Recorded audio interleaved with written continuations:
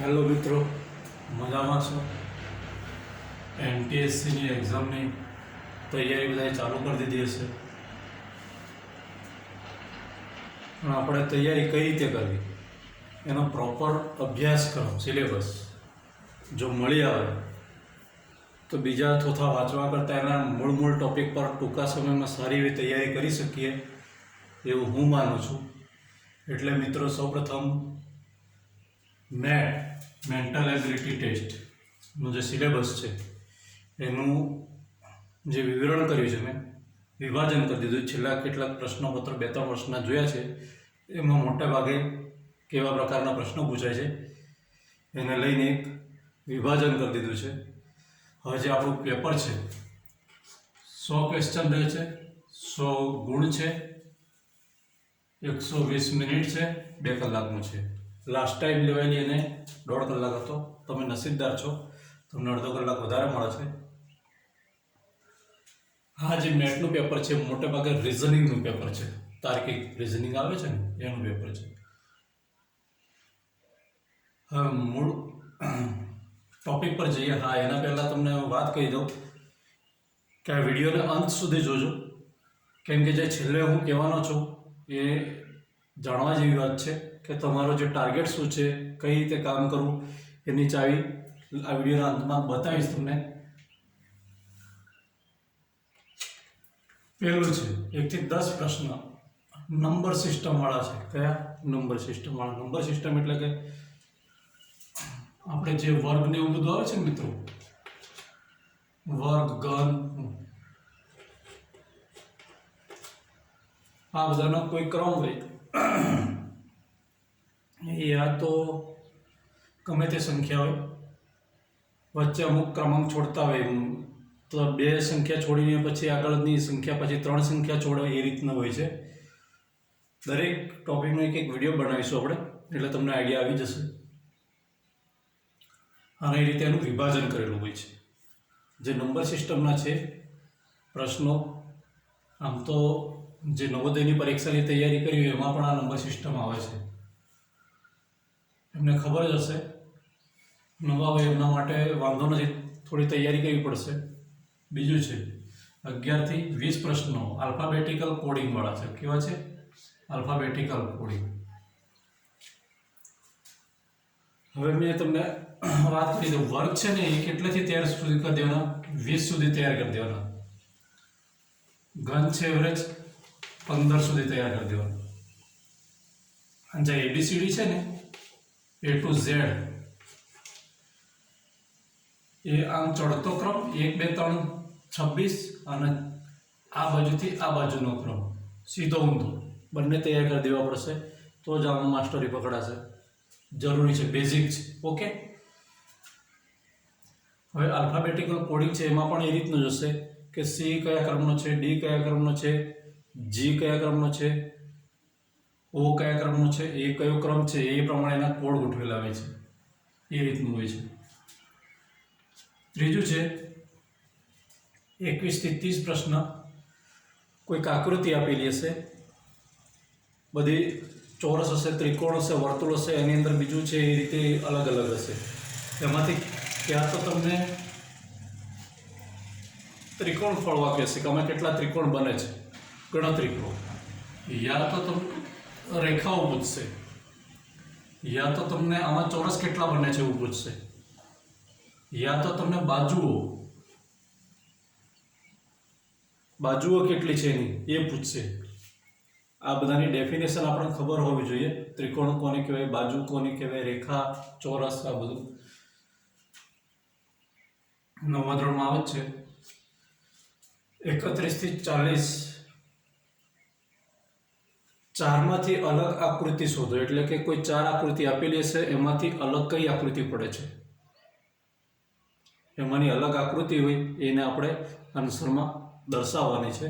Okay. 41 થી 45 કેટલાક એવા પ્રતિબિંબ હોય છે કે જળમાં દેખો તો કેવું દેખાશે, સામે આકૃતિ આપેલી હશે અને બીજી સામે 3-4 આકૃતિ આપેલી છે. એમાંથી આ આકૃતિ છે એમાં જળમાં કેવી દેખાશે અથવા અરીસામાં કેવી દેખાશે? જવાબ આપો. આ રીતનું હશે મિત્રો. આના 4 થી 5 પ્રશ્નો પૂછાય છે, મેં 5 બતાવ્યા છે. 46 થી 50 એટલે 5 પ્રશ્નો એવા બી પૂછાય છે જે નવોદયમાં પણ હોય જ છે. સમસંબંધ એટલે કે શબ્દો છે અથવા આકૃતિ છે. અહીંયા આકૃતિ છે એને મેચ કરતી પેલી બીજી કઈ આકૃતિ, માન લો ભારત દેશનો નકશો છે, ભારત દેશનું કોઈક તમને રાજ્ય સામે આપી દીધેલું હોય તો તમારે ઓળખતા ફાવવું જોઈએ કે આ એનું રાજ્ય છે. આવું એ રીતે આકૃતિ એ રીતે હોય છે. આ તો ઉદાહરણ આપ્યું, બહુ ગભરાવાની જરૂર નથી. શબ્દોમાં પણ એવું હોય છે, કોઈ રાજ્ય આપે યા તો કોઈ શહેર આવે એને મોટું એનું રાજધાની છે યા તો વડું મથક છે, આવી બધી વસ્તુ અંદર હોય છે. યાદ રાખજો મિત્રો, આ પરીક્ષા ગુજરાત લેવલે લેવાય છે એટલે ગુજરાત લેવલથી જ તૈયારી કરવાની છે, ગભરાવાની વધારે જરૂર નથી.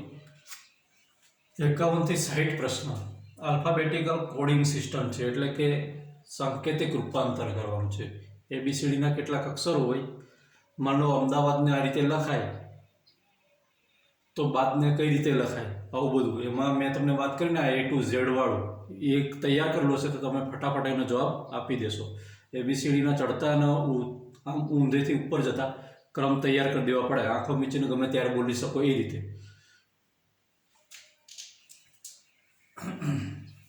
61 થી 70 પ્રશ્ન છે. 4 માંથી અલગ પડતા શબ્દો શોધવાના છે. હવે આમાં શબ્દો અલગ અલગ હોય, માનો ભૌગોલિક હોય, અલગ અલગ હોય, એમાંથી કયો શબ્દ અલગ પડે છે તે ખોળવાનો છે.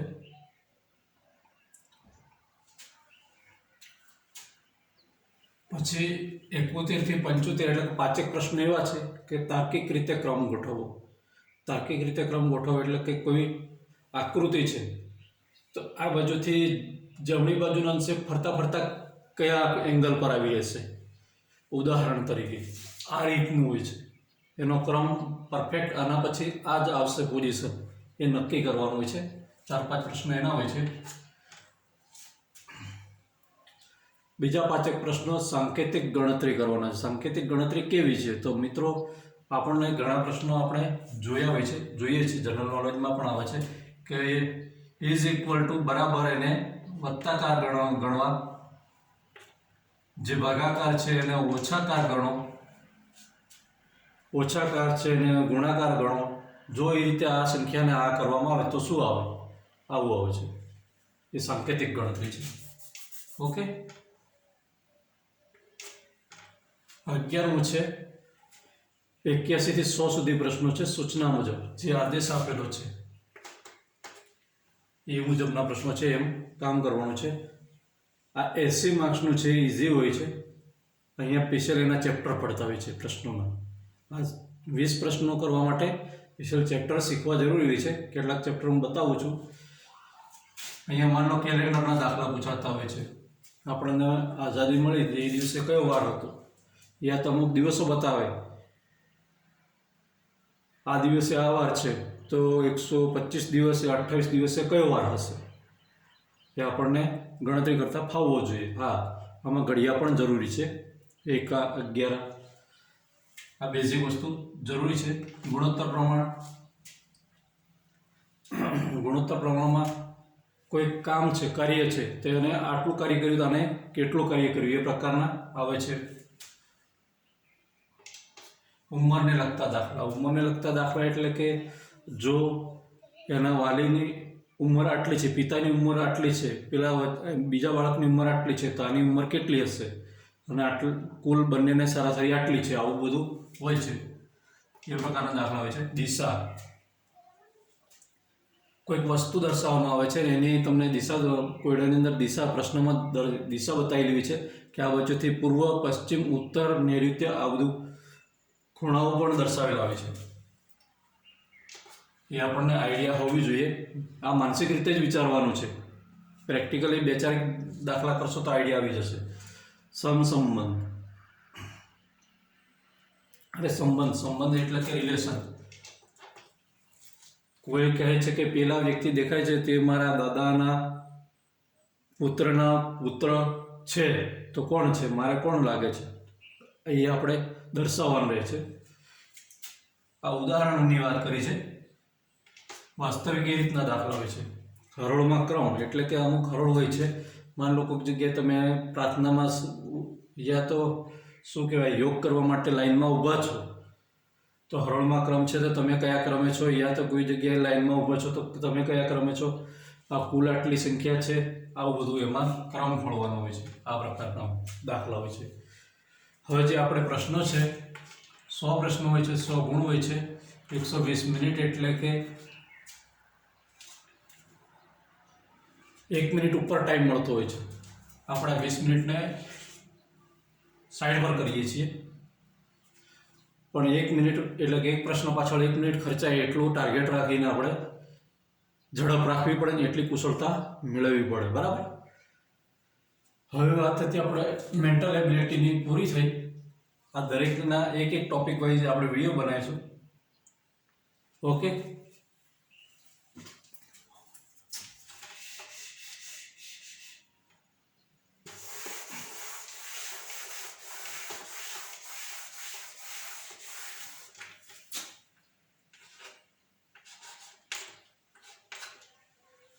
સેટ જેનો બીજો વિભાગ છે એમટીએસસી સ્કોલેસ્ટિક એપ્ટિટ્યૂડ ટેસ્ટ, એનો પણ સિલેબસ આ પ્રકારે છે મિત્રો કે જેમાં 20 ગુણનું અથવા 20 પ્રશ્ન શું પૂછાય છે, ગણિત પૂછાય છે.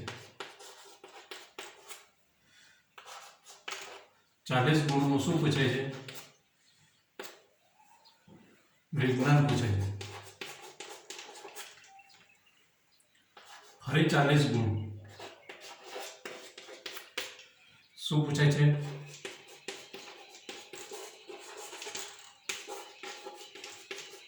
સામાજિક વિજ્ઞાન. હવે સામાજિક વિજ્ઞાન છે એમાં 3 વિભાગ પડે છે મિત્રો. એક તો બંધારણને લગતા પ્રશ્નો,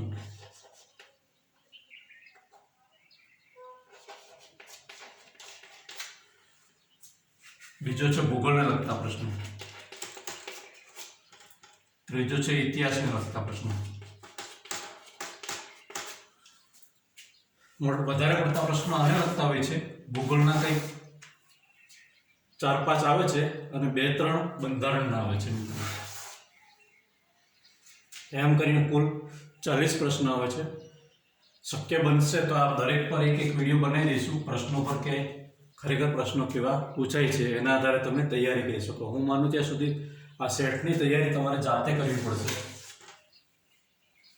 અહીંયા પ્રેક્ટિકલી બતાવવાથી તમને આઈડિયામાં કંઈ વધારે ઝાઝો ફેર નહીં પડે.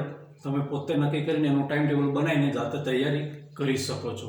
હા મિત્રો, હવે આનો પ્રશ્ન કંઈક આવે છે, આ તમે જાતે તૈયાર કરી શકતા નથી. આમાં પદાવલી છે, સમાંતર શ્રેણી છે, આવા કેટલાક ચેપ્ટરો જે તમે 9મા ધોરણમાં ભણી ગયેલા છો એ ચેપ્ટરો આવરી લેવામાં આવેલા છે. બહુ વધારે ગભરાવાની જરૂર નથી. સૂત્ર પૂછાય છે, કેટલાક સૂત્રો પૂછાય છે, આવું થોડું થોડું પૂછાય છે. આમાં 20માંથી તમે એવરેજ 5 ગુણનો ટાર્ગેટ રાખશો ને તો એ બહુ થઈ ગયું. કેટલા? 5 ગુણ. બાકી આમાં તમે જેટલી મહેનત કરો એ તેના પર આધાર છે. વિજ્ઞાનના માર્ક્સ તમને બેઠે બેઠા મળી શકે એવા છે સામાજિક કરતાં, કેમ કે સામાજિકમાં 3 ભાગ પડે છે. તો છતાં તૈયારી થઈ જાય. ઇતિહાસમાં જોવા જાવ તો પેલું ભારતમાં યુરોપીય પ્રજાનું આગમન એવા બધા ચેપ્ટરો છે ને કેટલાક, બસ એ જ વાંચવાના છે. આમ તો તમે તૈયાર કરી લો છો એટલે રિવિઝન મારી લેશો તો થઈ જશે. બંધારણના પેલા સરકારના અંગો છે, 3 અંગોવાળું ચેપ્ટર છે, એવા ચેપ્ટર દેખવાના રહે છે. ઓકે.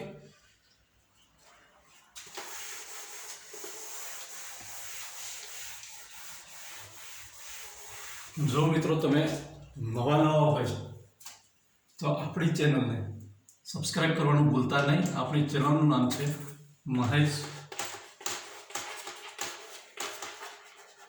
Computer technology.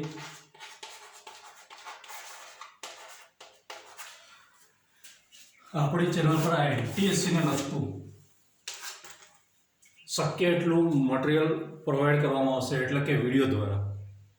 હા, કદાચ PDF ફાઇલ પણ ડિસ્ક્રિપ્શનમાં મળી આવશે.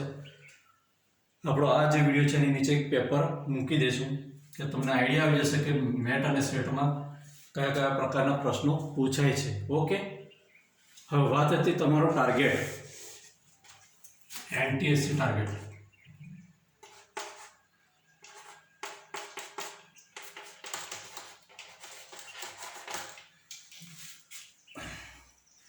તમારે કેટલા ગુણ લેવાના છે, કેટલા ગુણ મેળવવાના છે. ઓકે, કઈ કેટેગરીમાં કેટલું અટકે છે. દેખો, જે ગામડામાં જેમને રેસિડેન્ટ આપ્યું છે એ બાળકો અહીંયા 70% સીટો એમને મળતી હોય છે અને એમાંથી પણ કેટેગરી વાઇઝ મેરિટ અટકતું હોય છે, બહુ ઝાઝું નથી.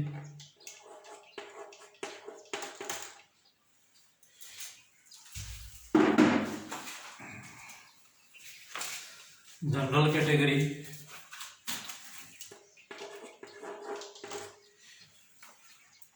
SC ST OBC, SC ST OBC, PH આ છે 2020 2019. તો જનરલ કેટેગરીમાં જોવા જઈએ તો 2020ની અંદર 175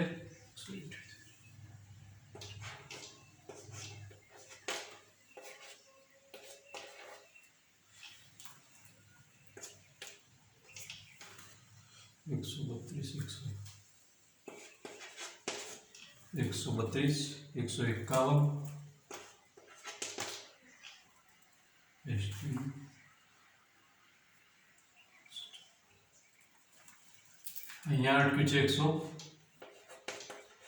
154. એસટીનું જોવા જઈએ તો 145 143.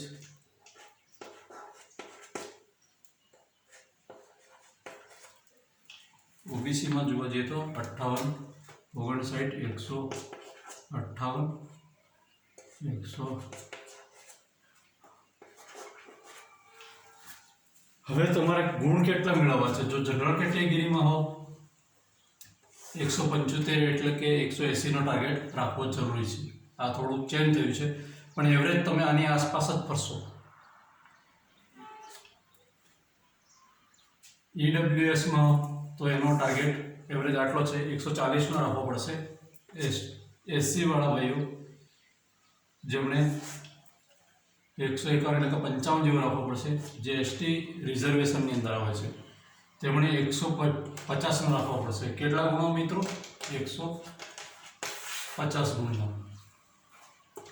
જેઓ ઓબીસી કેટેગરીમાં આવે છે, ઓબીસી કેટેગરીવાળા મિત્રોએ 160 તો પાકા છે. હું માનું છું ત્યાં સુધી 165 નો ટાર્ગેટ રાખીને તમે મહેનત કરો તો 100% તમને સફળતા મળે આના પછીના નેક્સ્ટ સ્ટેજમાં જવા માટે. ઓકે મિત્રો, વિડીયો તમને ગમ્યો હશે. ઓકે, અને નવા અપડેટ આવશે NTSCના અને હું વિડીયો મૂકતો રહીશ. તમે દેખવાનું ચૂકતા નહીં એવું હું માનું છું. અને આપણી ચેનલને સબસ્ક્રાઈબ કરવાનું પણ ચૂકતા નહીં. આપણી ચેનલનું નામ છે મહેશ કોમ્પ્યુટર ટેકનોલોજી. બાય.